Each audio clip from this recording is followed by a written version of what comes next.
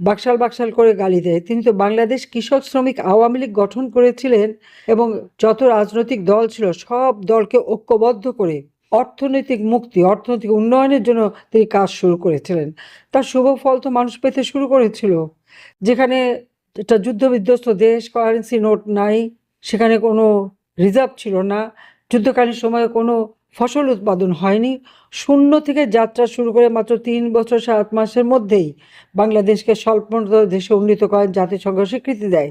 বাংলাদেশের জনগণের ভোটের অধিকার যাতে নিশ্চিত হয়, একটা তৃণমূলের মানুষজন ভোট দেওয়ার সুযোগ পায়, সেই জন্যই তিনি এই পরিবর্তনটা নিয়ে আসেন যে একটা নির্বাচন হবে, সেই নির্বাচনে সকল দলের যারা যারা নির্বাচন করতে চায় তারা প্রার্থী হবেন।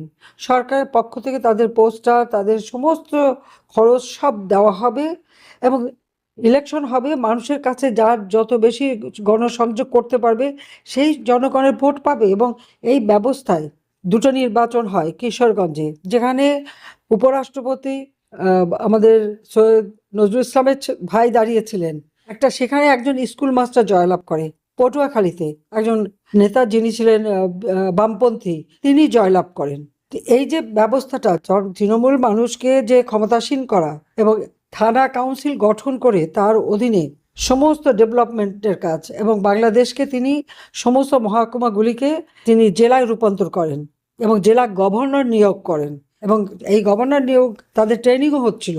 তার মাধ্যমে ওই জেলার কি কি উন্নতি হবে তারাই পরিকল্পনা করবেন, তারা বাস্তবায়ন করবেন, সরকার সব নিয়ে সহযোগিতা করবেন। জাতির পিতা বলেছিলেন যে আমি 3টা বছর এই সিস্টেম করে একটা নির্বাচন দিয়ে তারপর আবার আমরা সংসদীয় গণতন্ত্রটাকে আরো শক্তিশালী করে দেব।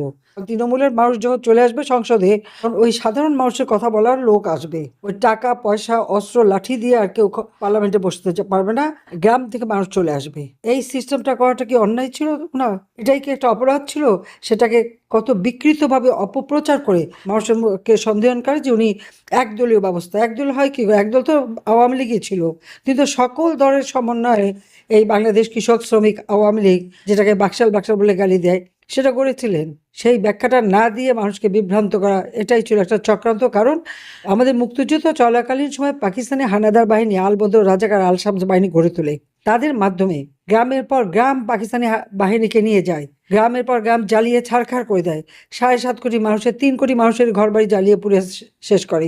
1 কোটি মানুষ শরণার্থী হিসেবে ভারতে আশ্রয় নেয়। পঙ্গু মুক্তিযোদ্ধা নারীদের ধরে ধরে ক্যাম্পে দিয়ে দেয়। এই আলবদর রাজাকার, আল শামস, এই বাহিনীগুলিদের কাজই ছিল এই। যেখানে দুর্ভিক্ষ হলো 74 সালে, বঙ্গবন্ধু তো সেটা বন্ধ মানে অস্বীকার করেননি। নগদ টাকা দিয়ে কেনা খাদ্যের জাহাজ আমেরিকা শ্রীলঙ্কা পোর্টের থেকে সরিয়ে নিয়ে চলে গেল।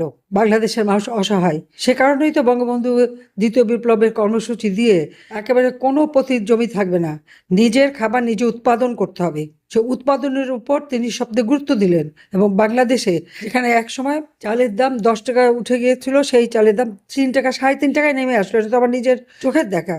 3.5 টাকায় নেমে এসেছিল, মানুষের ক্রয় ক্ষমতার আওতার মধ্যে ছিল, মাথা পিছু আয় বৃদ্ধি পেয়েছিল। প্রত্যেকটা অঞ্চলে প্রতিটি মানে পরিবারের কাছে রিলিফের সামগ্রী আওয়ামী লীগের নেতাকর্মীরা মাথায় তুলে তুলে পৌঁছে দিত।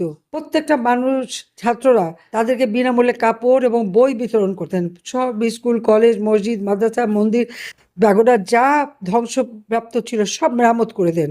ধর্ম বর্ণ নির্বিশেষে সকলের অধিকার প্রতিষ্ঠিত করেছিলেন। কিন্তু অপপ্রচার, এই অপপ্রচারের শিকার হলেন তিনি। তারপরও যেটা এসেছে, কলের রশিদ ফারুক অ্যান্থনি ম্যাসকারনাহাসের কাছে একটা ইন্টারভিউ দিয়েছিল, সেখানে বলেছিল যে উনি, তার বিরুদ্ধে আমরা এত অপপ্রচার করেছি, এত কিছু করেছি, তাকে কিন্তু মানুষের মন থেকে মুছতে পারিনি, যে কারণে তাকে সরাতে হলে হত্যা করা ছাড়া কোনো উপায় ছিল না।